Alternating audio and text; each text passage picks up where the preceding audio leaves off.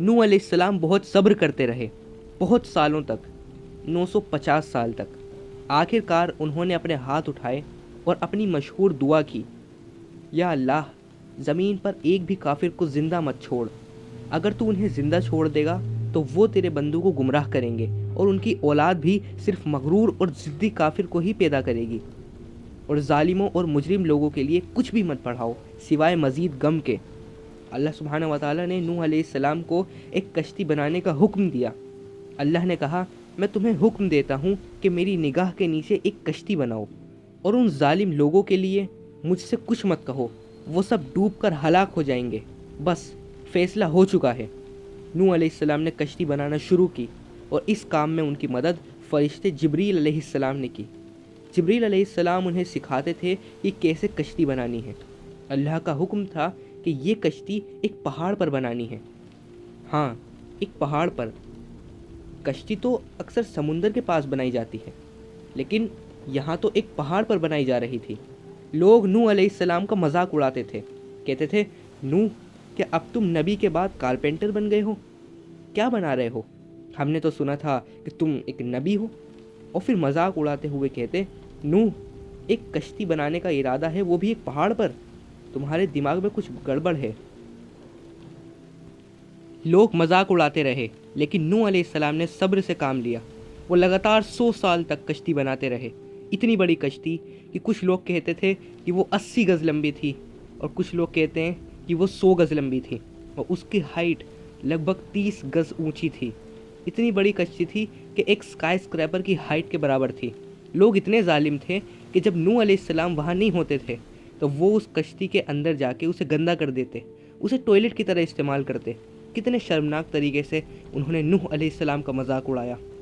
پھر اللہ سبحانہ و تعالیٰ کا حکم آیا کہ جب تندور سے پانی ابلنے لگے تو اس وقت نوح کو سمجھ جانا چاہیے کہ وقت آ گیا ہے۔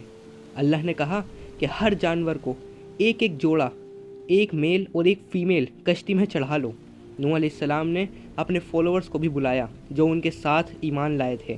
اللہ کا حکم تھا کہ صرف وہ لوگ جو ایمان لائے ہیں وہی کشتی میں چڑھ سکیں گے۔ پھر وہ وقت آیا جب اللہ نے آسمان کے دروازے کھول دیے۔ پانی آسمان سے ایسے برسا جیسے بالٹی الٹ دی ہو، صرف بارش نہیں، جیسے آسمان سے سمندر گر رہا ہو۔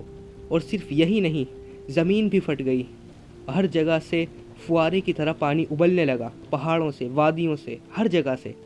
نوح علیہ السلام نے اپنے 3 بیٹوں کو کشتی میں چڑھا لیا، شیم، ہم اور جافت۔ لیکن ان کا ایک بیٹا یم، جو کہ ایک کافر تھا، اس نے منع کر دیا۔ نوح علیہ السلام نے کہا، بیٹا آ جاؤ، کشتی میں چڑھ جاؤ، ورنہ تم ڈوب جاؤ گے۔ یم نے اکڑ کے جواب دیا، میں ایک اونچے پہاڑ پر چلا جاؤں گا، وہاں پانی نہیں پہنچے گا۔